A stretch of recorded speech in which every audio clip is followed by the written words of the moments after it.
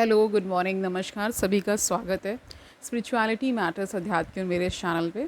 I hope सब अच्छा कर रहे होंगे अपनी लाइफ में, लाइफ को एंजॉय कर रहे होंगे। और आजकल जो हम बहुत दर्शन कर रहे हैं उससे बहुत कुछ सीख रहे होंगे। और निश्चित ही आपके जीवन में भी कुछ ना कुछ ये दर्शन परिवर्तन लेकर के आ रहा होगा।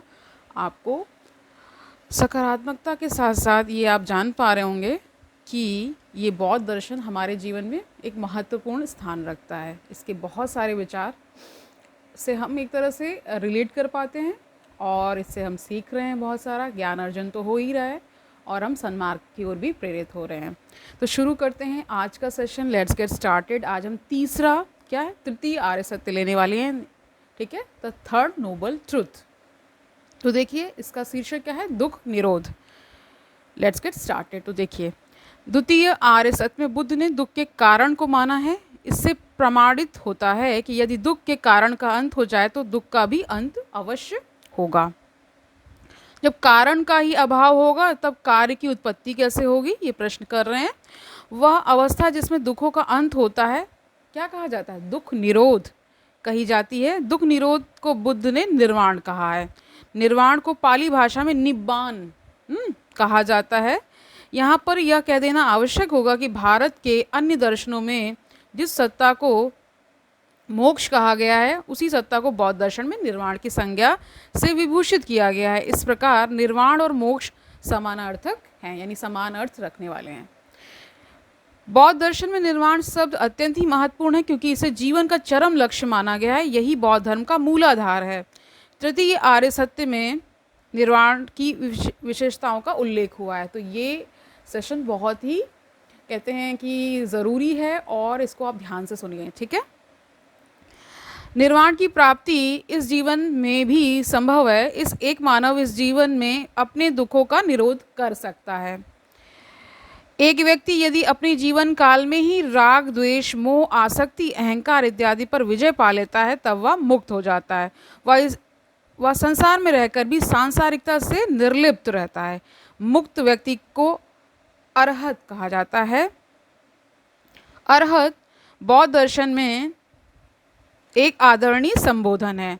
महात्मा बुद्ध ने 35 वर्ष की अवस्था में बोधि यानी कि इनलाइटनमेंट को प्राप्त किया था। उसके बाद भी वे 45 वर्ष तक जीवित थे। बुद्ध की तरह दूसरे लोग भी निर्वाण को जीवन काल में प्राप्त कर सकते हैं। निर्वाण प्राप्ति के बाद शरीर कायम रहता है क्योंकि शरीर पूर्व जन्म के कर्मों का फल है। जब तक वे कर्म समाप्त नहीं होते शरीर विद्यमान रहता है। बुद्ध की यह धारणा उपनिषदों की जीवन मुक्ति से मेल खाती है। बौद्ध दर्शन के कुछ अनुयायी जीवन मुक्ति और विदेह मुक्ति की तरह निर्वाण और परिनिर्वाण में भेद करते हैं। परिनिर्वाण का अर्थ है मृत्यु के उपरांत निर्वाण की प्राप्ति। बुद्ध को परिनिर्वाण की प्राप्ति 80 वर्ष की अवस्था में हुई जब उनका देहांत हुआ। अतः निर्वाण का अर्थ जीवन का अंत नहीं अपितु यह एक ऐसी अवस्था है जो जीवन काल में ही प्राप्य है, यानी कि प्राप्त हो जाती है, प्राप्त करने योग्य है या मिल जाती है, इस तरह से भी जान सकते हैं। निर्वाण निष्क्रियता की अवस्था नहीं है। निर्वाण प्राप्त करने के लिए व्यक्ति को सभी कर्मों का त्याग कर बुद्ध के 4 आर्य सत्यों का मनन करना पड़ता है। परंतु जब ज्ञान की प्राप्ति हो जाती है तब उसे अलग रहने की आवश्यकता नहीं महसूस होती। इसके विपरीत वह लोक कल्याण की भावना से प्रेरित होकर कार्यान्वित दिख पड़ता है।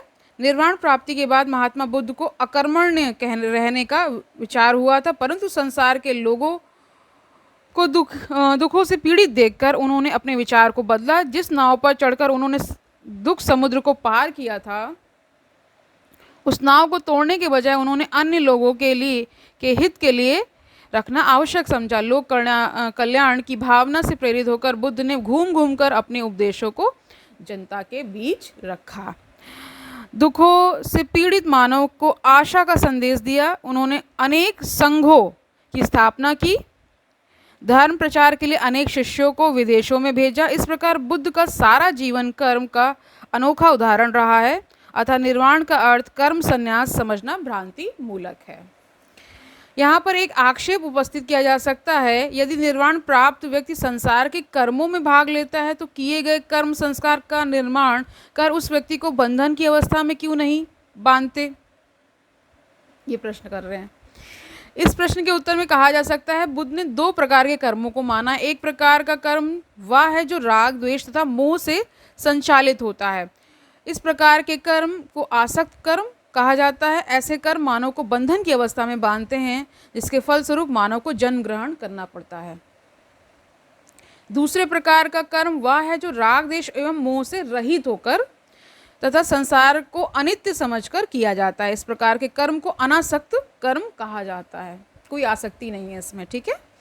जो व्यक्ति अनासक्त भाव से कर्म करता है वह जन्म ग्रहण नहीं करता। इस प्रकार के कर्मों की तुलना बुद्ध ने भूंजे हुए बीज से की है, जो पौधे की उत्पत्ति में असमर्थ होता है। आसक्त कर्म की तुलना बुद्ध ने उत्पादक बीज से की है, जिसके वपन से पौधे की उत्पत्ति होती है। आप किसी भी बीज को भून दीजिए, फिर उसमें कोई अंकुरण नहीं आएगा, कोई और नया पौधा नहीं बनेगा, ठीक है। वैसे ही यहाँ पे बताया गया है कि ऐसे कर्म जो अनासक्त होते हैं वो इसी प्रकार के कर्म होते हैं, ठीक है। आगे जानिए। आसक्त कर्म की तुलना बुद्ध ने उत्पादक बीज से की है, जिसके वपन से पौधे की उत्पत्ति होती है। जो व्यक्ति निर्वाण को अपनाते हैं उनके कर्म अनासक्ति ही की भावना से संचालित होते हैं, इसलिए कर्म करने के बावजूद उन्हें कर्म के फलों से छुटकारा मिल जाता है। बुद्ध की अनासक्त कर्म भावना गीता की निष्काम कर्म भावना से मिलती जुलती है। तो यही मैं कल डिस्कस कर रही थी। तो डिस्कशन में यह आया था कि जब आप सारे दर्शन को पढ़ लेंगे, यानी जितने दर्शन हैं उनको जान लेंगे, फिर आपको कॉमन पॉइंट्स उसमें मिलने लगेंगे। जैसे अभी आप समझ पा रहे हैं ना, यहाँ जो अनासक्त कर्म भावना की बात की गई है वो गीता के निष्काम कर्म की भावना से मिलती जुलती है, ठीक है। आगे जानिए। बुद्ध ने निर्वाण के संबंध में कुछ नहीं बतलाया। उनसे जब भी निर्वाण के स्वरूप के संबंध में कोई प्रश्न पूछा जाता था तब वे मौन रहकर प्रश्नकर्ता को हतोत्साहित करते थे। उनके मौन रहने के फलस्वरूप निर्वाण के संबंध में विभिन्न धारणाएं विकसित हुई। कुछ विद्वानों ने एक तरह से आप इसको समझिए, जब सारा दर्शन कहते हैं इमर्ज होता है फिर मर्ज होता है ना। ये आप जान पा रहे हो। कोई भी ज्ञान जब आप ग्रहण करते हैं, स्टूडेंट लाइफ में भी आप देखते हैं, जब आप पढ़ रहे होते हैं तब अलग अलग सब लगता है, फिर एक समय पे आकर के वो सब मिला जुला लगने लगता है और फिर एकाकार हो जाता है। ये ज्ञान के संबंध में कहा जाता है। उसी प्रकार जब आप कुछ खोज रहे होते हैं, तो कहते हैं ना, जो खोज रहे होते हैं जब वो मिल जाता है तो कहते हैं कि खोजी ही गायब हो जाता है, यानी जो खोज कर रहा होता है वही गायब हो जाता है। वही यहाँ पे भी कहा जाता है कि निर्वाण या कह लीजिए मोक्ष क्या है, जो आप खोज रहे हैं उससे जब मिलन हो जाएगा तो आप ही गायब हो जाते हैं, ठीक है, उसी में मिल जाते हैं, इस तरह से, ठीक है। आगे जानिए। तो कह रहे हैं कुछ विद्वानों ने निर्वाण का शाब्दिक अर्थ बुझा हुआ है, ब्लोन आउट लिया।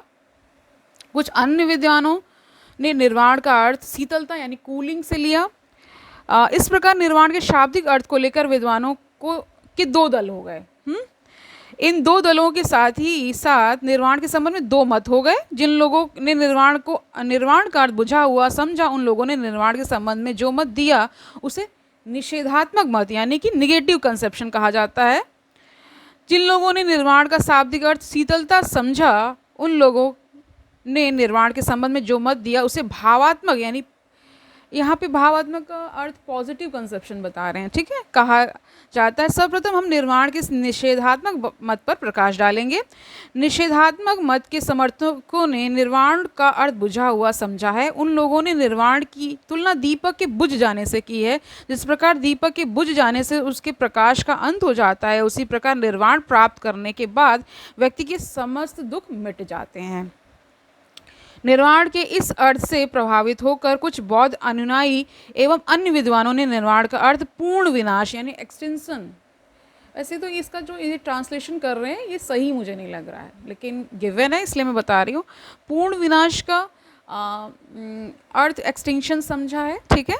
इन लोगों के कथा अनुसार निर्वाण प्राप्त करने के बाद व्यक्ति के अस्तित्व का विनाश यानी सेसेशन ऑफ एग्जिस्टेंस, ये मुझे सही लग रहा है, हो जाता है। अतः इन लोगों ने निर्वाण का जीवन का अंत समझा है। इस मत के समर्थकों में ओल्डनबर्ग, हाँ, बौद्ध धर्म के हीनयान संप्रदाय और पॉल दहलके के नाम विशेष उल्लेखनीय है। निर्वाण का यह निषेधात्मक मत तर्कसंगत नहीं है। यदि निर्वाण का अर्थ पूर्ण विनाश अर्थात जीवन का अंत माना जाए, तब यह नहीं कहा जा सकता कि मृत्यु के पूर्व बुद्ध ने निर्वाण को अपनाया। बुद्ध के सारे उपदेश इस बात के प्रमाण हैं कि इन्होंने मृत्यु के पूर्व ही निर्वाण को अपनाया था। यदि इस विचार का खंडन किया जाए, तब बुद्ध के सारे उपदेश एवं उनके निर्वाण प्राप्ति के विचार कल्पना मात्र हो जाते हैं। अतः निर्वाण का अर्थ जीवन का अंत समझना भ्रामक है ना, यानी कि ये एक तरह से भ्रम पैदा करता है। क्या निर्वाण प्राप्त व्यक्ति का अस्तित्व मृत्यु के पश्चात रहता है, ये प्रश्न कर रहे हैं। बुद्ध से जब यह प्रश्न पूछा जाता था तो वे मौन हो जाते थे। उनके मौन रहने के कारण कुछ लोगों ने यह अर्थ निकाला कि निर्वाण प्राप्त करने के बाद व्यक्ति का अस्तित्व नहीं रहता है, परंतु बुद्ध के मौन रहने पर यह अर्थ निकालना उनके साथ अन्याय करना है। उनके मौन रहने का संभवतः यह अर्थ होगा कि निर्वाण प्राप्त व्यक्ति की अवस्था अवर्णनीय है, यानी उसको शब्दों के माध्यम से नहीं बताया जा सकता। अवर्णनीय मतलब उसका वर्णन नहीं किया जा सकता। प्रोफेसर मैक्स मुलर और चाइल्डर्स ने निर्वाण विषयक वाक्यों का सतर्क अध्ययन करने के बाद यह निष्कर्ष निकाला कि निर्वाण का अर्थ कहीं भी पूर्ण विनाश नहीं है या सोचना कि निर्वाण व्यक्तित्व प्रणाश की अवस्था है, बुद्ध के अनुसार एक दुष्टतापूर्ण विमुखता है। यह जान लेने के बाद कि निर्वाण अस्तित्व का उच्छेद नहीं है, निर्वाण संबंधी भावात्मक मत की व्याख्या करना परम आवश्यक है। भावात्मक मत के समर्थकों ने निर्वाण का शीतलता लिया है। बौद्ध दर्शन में वासना, क्रोध, मोह, भ्रम, दुख इत्यादि को अग्नि के तुल्य माना गया है, यानी ये जलाते हैं इसीलिए इनको अग्नि के तुल्य माना गया है। निर्वाण का अर्थ वासना एवं दुख रूपी आग का ठंडा हो जाना है। निर्वाण के इस अर्थ पर जोर देने के फलस्वरूप कुछ विद्वानों ने निर्वाण को आनंद की अवस्था यानी स्टेट ऑफ ब्लिस समझते होंगे आप। ये स्टेट ऑफ ब्लिस यानी एक ऐसी अवस्था जहाँ पे परम आनंद घटित होता है कहा है। ठीक है, इस मत के मानने वालों में प्रोफेसर मैक्स मुलर, चाइल्डर्स, श्रीमती रायज डेविड्स, है ना, डॉक्टर राधाकृष्णन, पूसिन इत्यादि के नाम विशेष उल्लेखनीय हैं। रायज डेविड्स ने निर्वाण को इस प्रकार व्यक्त किया है: निर्वाण मन की पापहीन शांता अवस्था के समरूप है, जिसे सबसे अच्छी तरह पवित्रता, पूर्ण शांति, शिवत्व और प्रज्ञा कहा जा सकता है। पूशिन ने निर्वाण को पर, द्वीप, अत्यंत, अमृत, अमृतपद और निःश्रेयस कहा है। डॉक्टर राधाकृष्ण के शब्दों में निर्वाण को क्या कहा गया वो जान लीजिए: जो आध्यात्मिक संघर्ष की सिद्धि है, भावात्मक आनंद की अवस्था है। इन विद्वानों के अतिरिक्त पाली ग्रंथों में भी निर्वाण को आनंद की अवस्था कहा गया है। धम्मपद में निर्वाण को आनंद, चरम सुख, पूर्ण शांति तथा लोभ, घृणा और भ्रम से रहित अवस्था कहा गया है। तो इसमें ब्रैकेट में क्या गिवन है वो जान लीजिए: निम्बानम परम सुखम। अंगुत्तर निकाय में निर्वाण को आनंद एवं पवित्रता के रूप में चित्रित किया गया। निर्वाण को आनंदमय अवस्था मानने के फलस्वरूप कुछ विद्वानों ने बौद्ध दर्शन पर सुखवाद का आरोप लगाया है। निर्वाण को आनंद की अवस्था मानने के कारण बुद्ध को सुखवादी कहना भ्रमात्मक है, क्योंकि आनंद की अनुभूति सुख की अनुभूति से भिन्न है। सुख की अनुभूति अस्थायी और दुखप्रद है, ठीक है, परंतु आनंद की अनुभूति अमृत तुल्य है। निर्वाण का मुख्य स्वरूप यह है कि वह अनिर्वचनीय है। तर्क और विचार के माध्यम से इस अवस्था को चित्रित करना असंभव है। डॉक्टर दासगुप्त ने कहा है: लौकिक अनुभव के रूप में निर्वाण का निर्वचन मुझे एक असाध्य कार्य प्रतीत होता है। यह एक ऐसी स्थिति है जहां सभी लौकिक अनुभव निषिद्ध हो जाते हैं। इसका विवेचन भावात्मक प्रणाली से शायद ही संभव है। डॉक्टर कीथ ने भी इस तथ्य की ओर ध्यान आकर्षित करते हुए कहा है कि सभी व्यवहारिक शब्द अवर्णी का वर्णन करने में असमर्थ हैं। बौद्ध धर्म के प्रमुख धर्मोपदेशक नागसेन ने यूनान के राजा मिलिंद के सम्मुख निर्वाण की व्याख्या उपमाओं की सहायता से की है। निर्वाण का उन्होंने सागर की तरह गहरा, पर्वत की तरह ऊंचा और मधु की तरह मधुर कहा है। यानी जो शहद होता है ना, मधु, उसकी तरह मीठा कहा है, मधुर कहा है। इसके साथ ही उन्होंने यह भी कहा है कि निर्वाण के स्वरूप का ज्ञान उसे ही हो सकता है जिसे इसकी अनुभूति प्राप्त है। जिस प्रकार अंधे को रंग का ज्ञान कराना असंभव है या संभव नहीं है, उसी प्रकार जिसे निर्वाण की अनुभूति अप्राप्य है उसे निर्वाण का ज्ञान कराना संभव नहीं। कह रहे हैं जिसे ये अनुभूति होती केवल वही जान पाता है, अन्य कोई जन नहीं जान सकता इसे। ठीक है, जब तक प्राप्त नहीं होता है आप उसी प्रकार समझेंगे जैसे अंधे रंगों को समझता है ना। कोई अंधा व्यक्ति हो, उसे अगर आप रंग का अनुभव कराने की कोशिश करते तो वो लगभग असंभव ही होता है, वही बता रहे हैं। अतः निर्वाण की जितनी भी परिभाषाएं दी गई हैं वे निर्वाण के यथार्थ स्वरूप बतलाने में असफल हैं। निर्वाण की प्राप्ति मानव के लिए लाभप्रद होती है।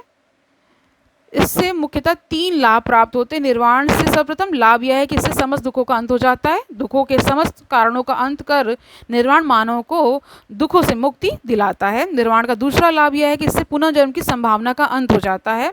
जन्म ग्रहण करने के कारण नष्ट हो जाने से निर्वाण प्राप्त व्यक्ति जन्म ग्रहण के बंधन से छुटकारा पा जाते हैं। यानी ये जो जन्म मन का चक्र चल रहा है उससे आप मुक्त हो जाते हैं।